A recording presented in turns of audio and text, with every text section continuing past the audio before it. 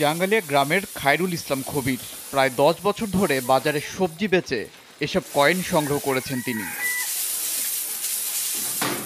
পুরনো দিনের বিভিন্ন অঙ্কের পয়সার সাথে আছে ১-২ টাকার কয়েনও। সব মিলিয়ে প্রায় ৬০,০০০ টাকা মূল্যের ধাতব মুদ্রা আছে খবিরের সংগ্রহশালায়। জানালেন শুরুটা শখের বশে হলেও একটা সময় তার সঞ্চয়ের উদ্দেশ্যে জমিয়েছে।